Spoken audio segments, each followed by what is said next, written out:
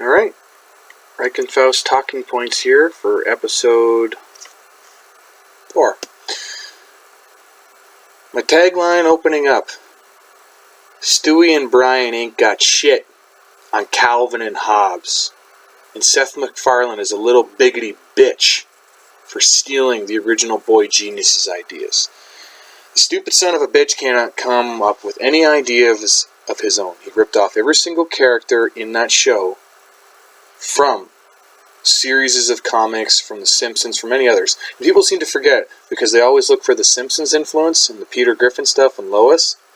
They seem to forget that Stewie and Brian literally make that show, just like Bart made The Simpsons back in the day. Homer's a great character and everything, right? He's cool. He's fine. He's the guy who drinks beer and gets away with all of it. No wonder why I identify with him. Peter is that one drinking friend we don't want. Because while he is funny and he can get through situations, it only exists in cartoons. He's literally just that ludicrous. And he's so stupid when it comes to other things that, literally tries to kick the crap out of all his friends all the time. So, the reason I say that about Calvin and Hobbes, Calvin's the original boy genius from comics, and especially from mainstream. And Bill Watterson is one of the greatest people on earth for trying to introduce us to a cynical yet enlightened kid who pretty much could figure out his way around the world, and he pretty much knew how the TV was operating even back in the day. He says, like, there was one panel I was reading one time, he was talking about how, he didn't have enough attention span for anything longer than 10 seconds, so he was like, shock and titillate me, I've got money! Calvin's the original kid who understood everything that was going on, but he cared enough, but he was more intelligent than everyone else, his point of view. So he didn't need to worry about those kind of things. He was a little arrogant. So he pretty much, to me, represents that kid within us that can invent anything, that is a creative genius. But at the same time, how easily subsumed we are by our passionate desires. Calvin is a slave to his passions. He's a slave to throwing snowballs at Susie Durkins. He's a slave to playing pranks on his mother. One of my favorite series of Worldly Wisdom is a Sunday strip about how Calvin's dad is talking about how, it's another day, another dollar, another irreplaceable chunk of time, we waste, and I should be spending this with my kid, So he gets on talking about that, and he sits down at his at the table, starts having breakfast, and is just musing to himself. And all he sees in the next panel is just, hi dad, bye dad. Calvin streaking by, and all he hears is he looks at Calvin, and all he hears is, ah! He's like, what the hell was that? So Calvin's mom comes rampaging out there, and she has a towel just wrapped tightly around herself, and she says, you get back here and pull every single one of those bugs out of my shampoo, mister, and I mean now! I was laughing so hard when I did that, because the next panel, it just shows Calvin's dad at work, calmly doing his paperwork, going, nothing to see here, There's a lot of good wisdom in Calvin and Hobbes. Hobbes is an extraordinarily jaded individual. He doesn't like humanity much, and he's a sucker for a tuna sandwich. Brian doesn't like humanity much, and is a sucker for a sandwich. Why do you think Seth MacFarlane shows Brian eating a sandwich for no reason in one of the first few episodes of Family Guy? He's trying to establish his interest in food. Hobbes was always interested in food. Brian is a crass, unintelligent version, an ideologue, in place of an enlightened philosophical character like Hobbes. Hobbes is actually based upon, if you read the Calvin and Hobbes 10th Anniversary Edition book, he's based upon a philosopher from the 16th century. Yes. Just like Homer's original character was based on Homer. Yeah. So think about those two things for a second. Calvin was the first kid to invent a time machine. He was the first kid to invent transmogrification, meaning changing from one form to another, and he reduced it to a water pistol. He was the first kid to have journeys in space. He was the first kid to have alter egos that were superpowered. He was the first kid to be able to use magic and things like that. And the thing is, it was in the strip panels. He superseded Stewie Griffin a long time ago, because he created life out of snow. Attack of the Killer Mutant Deranged Monster Snow Goons. Calvin used snow, and he brought that to life. Whether you want to believe that or not, and whether you want to say, oh, it's just all craziness, it's a representation of the childhood. No. At this point, I have to use the actual feats that he used in the comics because Seth MacFarlane ripped off every single thing that Calvin did alongside Hobbes. And they're just cheaper, more miserable versions of themselves. See, Stewie is such a narcissist that he can't ever see any reason to do any good. So he tries to use his powers and abilities to overthrow that kind of natural order. Calvin has some little bit of goodness within him. Santa has an enormous hold over Calvin. And he always realizes that when the month of December comes, he's got to be extraordinarily good or he ain't getting nothing. Yeah. So Calvin still had that struggle with inside him. He's like, and sometimes he quantified it as, I don't know if, my greed for presents can overcome my need to misbehave. He was a great kid. He was one of the most entertaining and enlightening comics I've ever read in my life. And it's probably what changed me and influenced me the most. Calvin and Hobbes has many, many messages in it. And there's lots of good panels and there's lots of bad panels. There's lukewarm jokes. There's a one page of 3 strips in a row that, never failing, I cannot hold back a belly laugh. The top one is from Attack of the Killer Mutant Deranged Monster Snowgoons. And Calvin's sitting on a chair, then he's like, wait a second, I gotta get off of here. Looks down, yanks his shoe off, goes like this, drops it down, and all you see is Hobbes' hand come out and grab it. And Calvin just sits back and he's like, you just can't ever be too careful. And all you see is Hobbes' nose sticking out from underneath. Cheater. Oh man, the games they would have together, like when Hobbes would set a new record for how deep a trench they dug when he would tiger attack Calvin after school. Very, very funny. Very, very funny. Calvin met aliens. He had adventures as Spaceman Spiff. He went back in time to visit the dinosaurs. He created clones of himself, and he created ethicator clones of himself. So he was able to create good and bad clones. So Stewie can create clones, and then later on he creates good and bad clones. Tell me, seriously, that isn't stripped straight out of Calvin and Hobbes. Okay, it really is. Seth MacFarlane seems to think that we're too stupid because he puts in all those other references to Back to the Future, to Star Wars, and all those things because they have the properties for those over at Fox, so they're allowed to do that. Plus, it's sarcasm, or sardonic humor, so they're allowed to do that. And they pump the show full of that, so you won't see the other stuff. Calvin is a creative genius who eventually learns to apply himself properly, and by the time the last book comes out, It's a Magical World, he's starting to apply himself to his imagination to his schoolwork. And he actually ends up getting an A+ in that book. But he never loses his creativity inside. He never loses his imagination.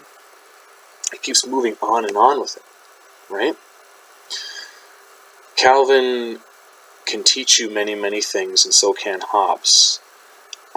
There's strips where they would talk about how they'd want to bulldoze suburbs and put in trees because animals had parts of the forest destroyed and stuff like that. And you also got to remember, back in the day when Calvin and Hobbes was running, Calvin's dad drove to work every day, and they lived on lots. Every single person lived on a lot.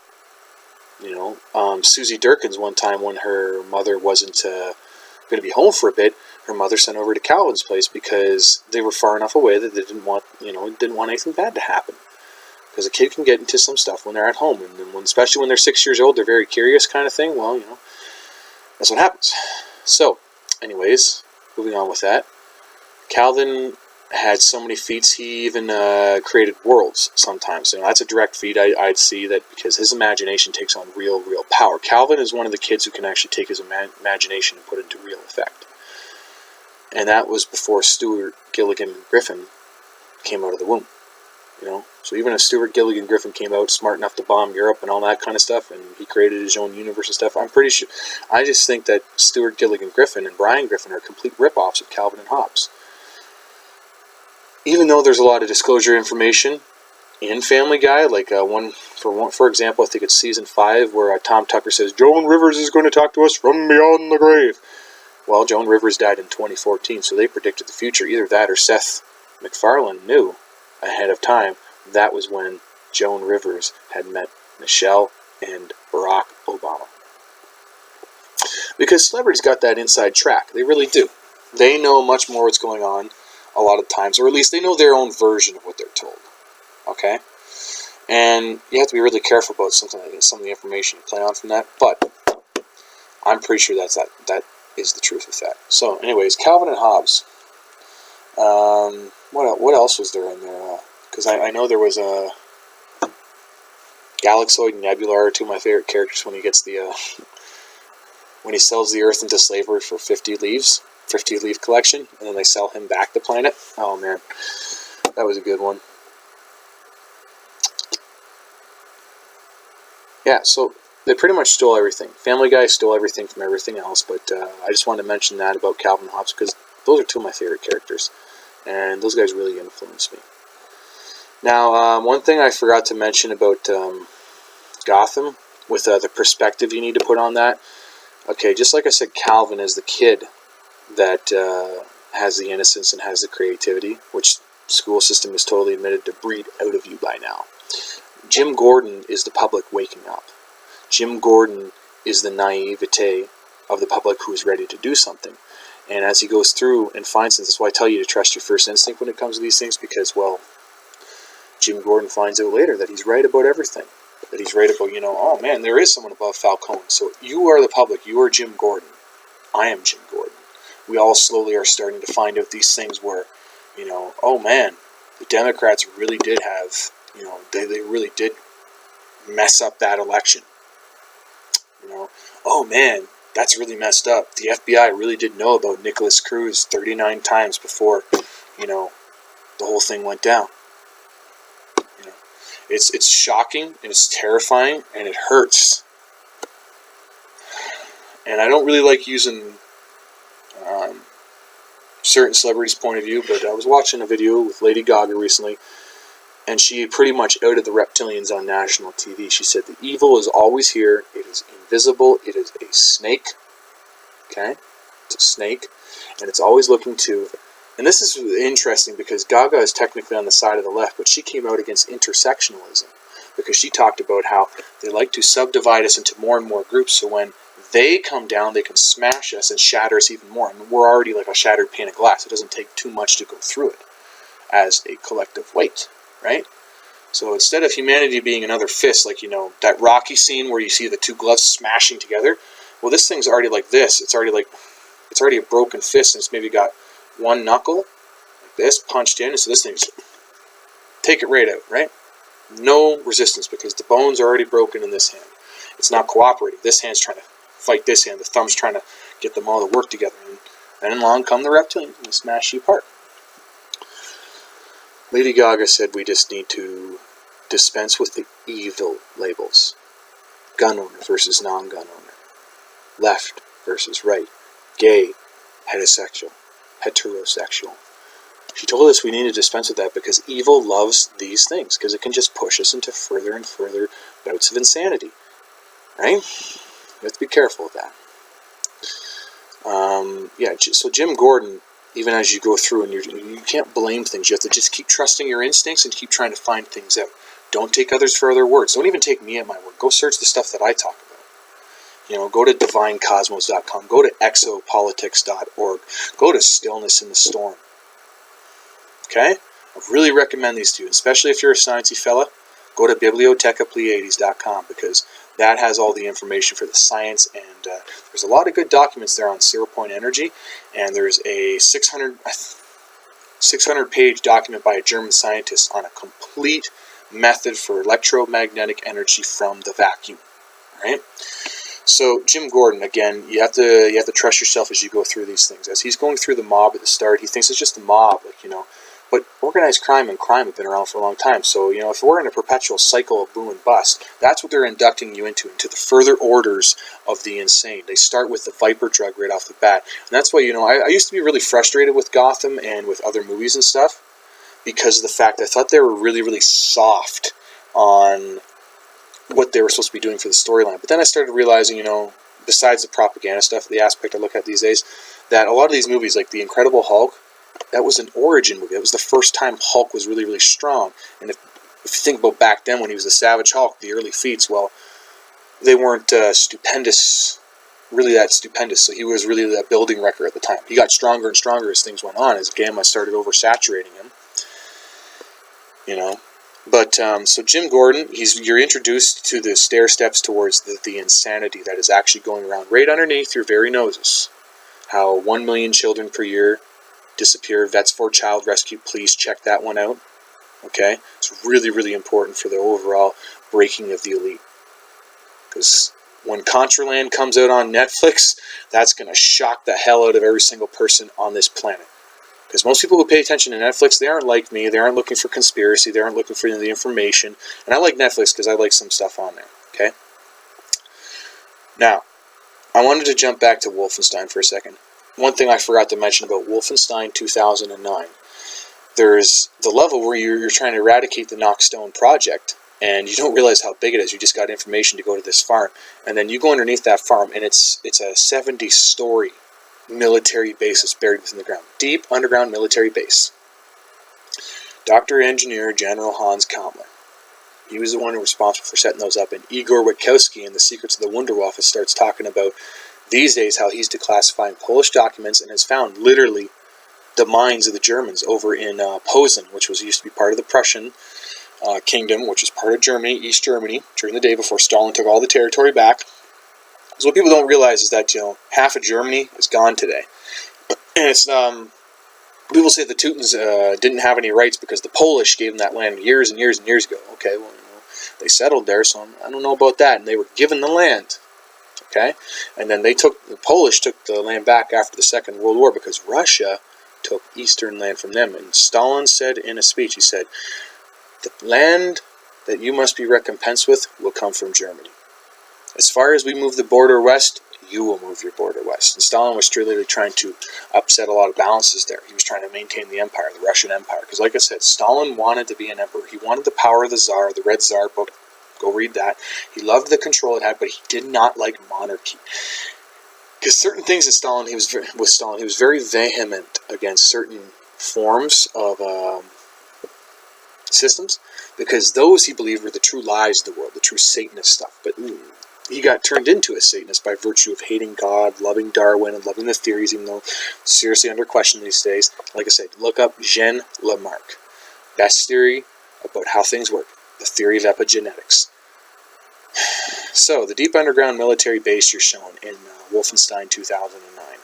And that's why, I think, I don't really like the New Order too much, because they did show some interesting things there with, like I said, the moon landing, with the lasers. And now, an SGD report came out recently that they were talking about how the moon landing could have been faked. I don't think it was faked, I just think that they're lying about the technology they used. Because, okay, well, there's no dust on the moon lander. Okay, could have had a small anti-gravity engine that was repulsing all the fucking particles. That's why there's dust on the moon rover. But that's why they also lied about the telemetry data and when they can't actually find it these days. They didn't use rockets. They used anti-gravity technology. And that's why Buzz Aldrin and Neil Armstrong and none of those guys, what was it he said to him? They asked him about if you could see the coronal flare of the sun and the stars. And Buzz was like, no, we couldn't really see anything when we were up there. It was really not clear. And one of the other astronauts looks at him and says, I don't remember seeing anything. Really now? That's highly reminiscent of MK Ultra scalar wave technology mind control. Okay? Rewrite the brain, put over something in there. But then the mind's trying to figure out, okay, why didn't I see anything out there? Because space is supposed to be bright. Okay? It's not dark. It's a lie. Right? So, showing that the moon shuttle stuff was done by the Nazis, that's a big part of the disclosure in the New Order, but they do it in such an oblique way that you can't actually understand that they're using anti-gravity technology, that for the original moon landing, they used anti-gravity technology. Lyndon Johnson was in charge at the time, okay? There's no way they wouldn't have used that. They can lie and they can lie and they can lie, and the telemetry from the moon data is gone. We can get out of here. We can go about this planet. But they keep lying by using these volumes of mathematical calculations where they say that we went to the moon. Well, we didn't go to the moon with that stuff. We used anti-gravity propulsion, field propulsion vehicles that have repulsive gravity, levity fields around them. Okay? That's why there's no dust on the lander. And that's why they could land it. Because they couldn't land it on Earth. Every time they tried to land it, it blew to pieces because it had too much incoming inertia. It could not handle itself unless it was supported. It was too weak. Okay? So if there's an anti-gravity effect going on there, if there's an anti-gravity engine, first of all, it repulses the particles, moon dust, with the moon buggy.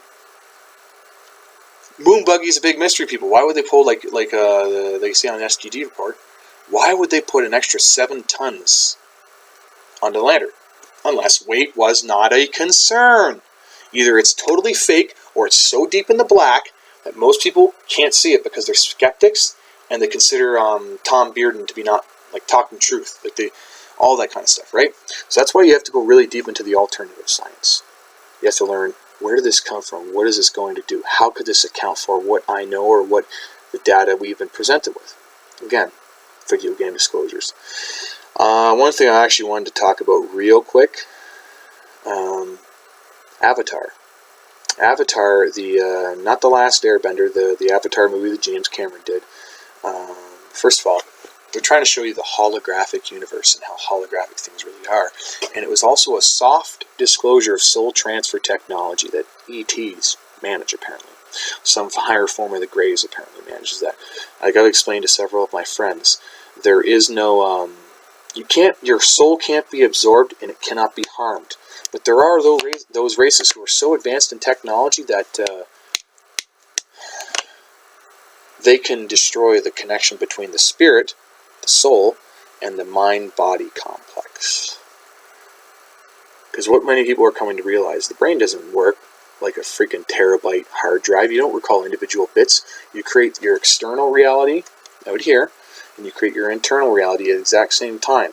You can see everything that's going on around you with micro movements of your eyes and the cicadies, and it comes in through with this, with the internal, and it creates the holographic map that your eyes perceive inside the brain. Like what I'm perceiving right now, I'm perceiving my voice, I'm perceiving the sound, I'm perceiving the movements on here, and I know I'm talking because of the resonation inside, right? I can feel internally, back's a little sore right now, and also I can feel the air moving around me because of the wind, all right? So it's internal and external reality. When you send 2 beams of light to an object and one's through holographics, you create an entire image. But it looks really, really blurred and messed up until you can actually understand what's going on, until it rectifies. So again, Avatar is a soft disclosure of soul transferal in holographic universe stuff. Alright? Now I'm going to get into Black Panther and the a little bit more expose on that. So apparently Black Panther and I think there's partially a war going on here for the narrative. There's a lot of good points where they're trying to tell you that sharing things, like giving everyone the guns and all that stuff, like Michael B. Jordan's Kilgrave character, not the way to go. You need to be nationalistic. You need to be ethno-state. You need to have a nuclear family. And the unfortunate thing is that these guys, what they're trying to show is that apparently they might be the secrets of the Vatican. I am not the first person to say it, and I will not claim that. Alright?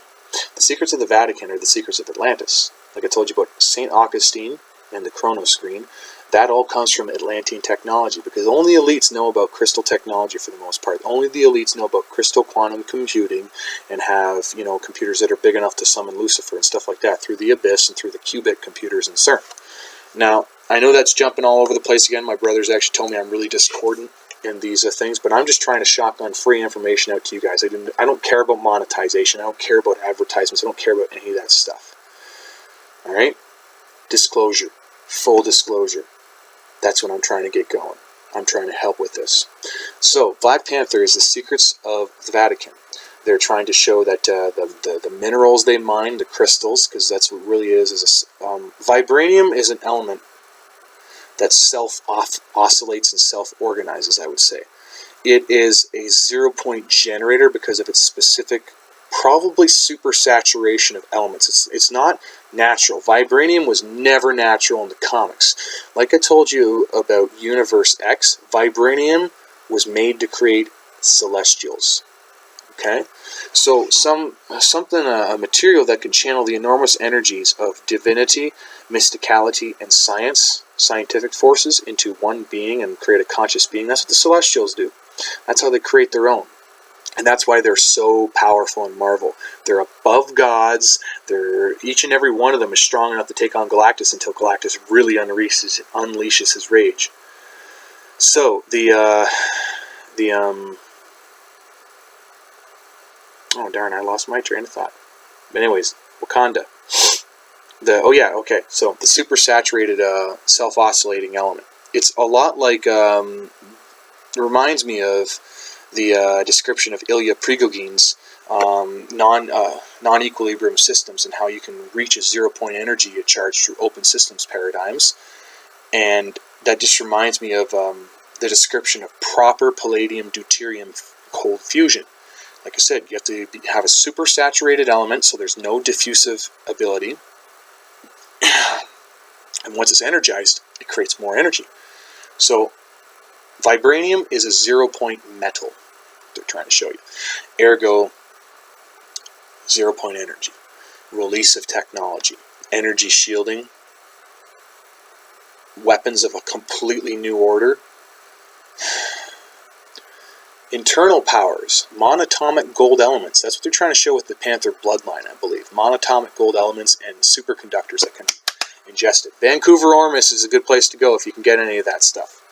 That is the white powder of gold, the mifkazit that the pharaohs used to consume, the white manna that Moses made when he broke down the calf and kneaded it into dough and gave the manna out to the Israelites to cleanse them of the fiery taint that he let back in them when he led them to freedom. Okay? Now, that being said, Black Panther is a nationalistic movie, and I have no problems with that because I think it inspires the right ideals and shows you how destructive the other personalities can be. Yes, it's all about black people. So bloody what? Okay?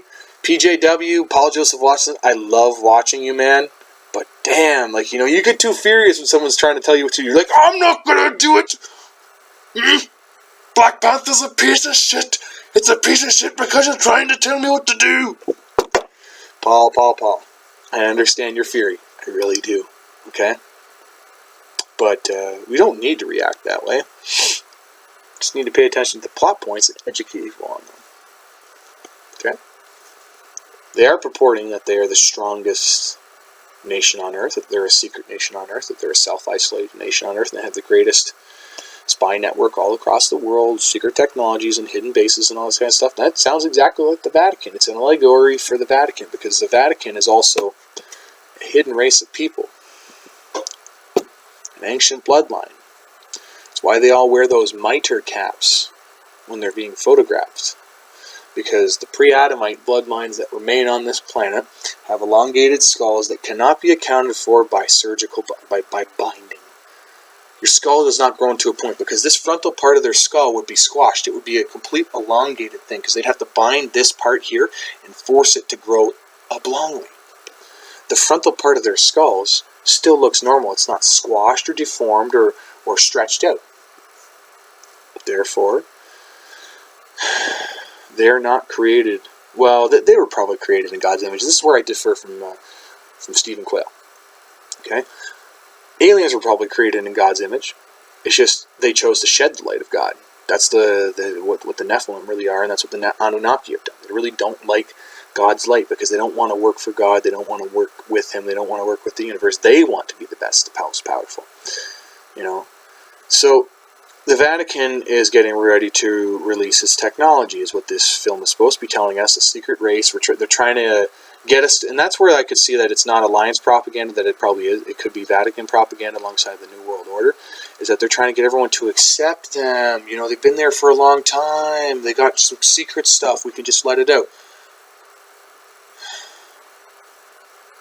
And they did it by showing a nation of black people, which is the opposite. They're not human. They're not with us.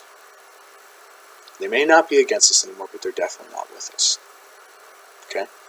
So, moving on. We're going to go to Thor Ragnarok. Thor Ragnarok, I haven't seen the whole movie, but I've seen parts of it. Okay? So I know enough about it. Spoiler alert, all that kind of stuff, right? This one's actually big time spoiler alert. Right at the start, they're showing you that death, Hela, has come to fight against thunder. And Thor is sort of the god of war kind of thing. Now, what they're trying to show you with that is that Asgard, the Aesir, as they're shown in the Marvel movies, they're a breakaway civilization. And there's a current civil war going on between them for those who want to destroy and rule, and those who would not let them have it, and they would release the destroyer of the universe, Surtur, so that he may break Asgard, who may break them, before they take control of the apparatus that they have and enslave the rest of us, or try to go to war, because they would lose, yes. Asgard in the Marvel Cinematic Universe would probably lose if they went against everyone, because they haven't found out what the Kree are, really, truly. Thanos would whoop the crap out of her, because Hela is not actually, she's not death. She's an aspect of death. She's a goddess of death. She's small, very much a small thing before the powers of Death the Endless. And I'll call her Death the Endless, even though it's DC's version, because Death, in terms of Marvel, is still... Teliut was shown actually in the 95 comics when Rick Jones's girlfriend was brought back, and she met her at the wedding. She was like, "Do I know you?" And Teliut was like, "One time you did."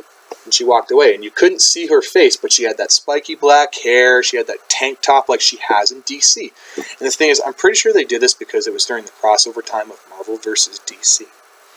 Okay, so they had to slip some stuff like that in there. So again, Thor, Ragnarok is about the destruction of the breakaway civilization, and how either something so strong is being released upon them now that the evil people within them are being forced to acknowledge it, or the other guys, the good guys, wanted to destroy the civilization so that people would, the breakaway civilization would have to reveal themselves in order to come together with the greater humanity. And that's what they're probably going to establish after Infinity War, is that Asgardia is probably going to be formed on Earth. And if they can get more Spider-Man characters in there by then, I'm pretty sure we're going to see Norman Osborn taking over. I'm pretty sure we're going to see Kang the Conqueror. I'm pretty sure we're going to see the Skrulls coming in Secret Invasion. And that's just me looking at the comic book timelines and what they can use. And if they could get Galactus back, it'd be great, because that would be a good way to show the AI threat, I think, and show it's because Ultron in the movies was weak.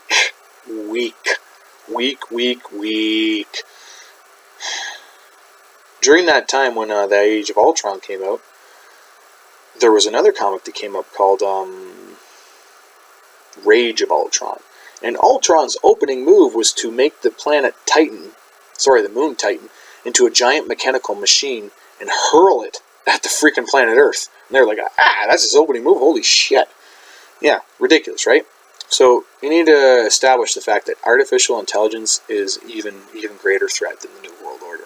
Because the New World Order probably has been trying to use artificial intelligence for a while. But at the same time, they really can't, because it's not controllable, and it existed before them.